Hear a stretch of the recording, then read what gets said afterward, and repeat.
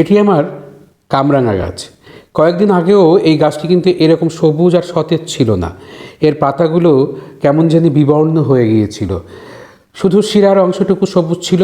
আসলে এই সমস্যাটা হয় ম্যাগনেসিয়াম এবং আয়রনের অভাবে। আমি এর জন্য ব্যবহার করেছি অ্যারিস ফেরোম্যাগ। এই প্রোডাক্টটিতে রয়েছে আয়রন এবং ম্যাগনেসিয়াম, যা গাছের ক্লোরোফিল তৈরিতে গুরুত্বপূর্ণ ভূমিকা পালন করে। আয়রন নতুন পাতাকে সবুজ রাখতে সাহায্য করে এবং ম্যাগনেসিয়াম পাতায় সালোক সংশ্লেষ বা ফটোসিনথেসিসের জন্যে অত্যন্ত গুরুত্বপূর্ণ। ফল গাছে সহজে খাদ্য তৈরি করতে পারে এবং ধীরে ধীরে নতুন পাতা সবুজ ও সতেজ হয়ে ওঠে। প্রায় 1.5 মাসের পরিচর্যায় গাছটিকে আমি এই অবস্থায় আনতে পেরেছি।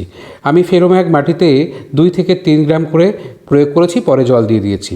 আপনারা চাইলে এটি পাতায়ও স্প্রে করতে পারেন। সেক্ষেত্রে 1 লিটার জলে 1.5 থেকে 2 গ্রাম নেবেন এবং ড্রেন্সিং পদ্ধতিতেও এটি প্রয়োগ করা যায়। আজ এই পর্যন্ত, দেখা হবে পরের ভিডিওয়ে।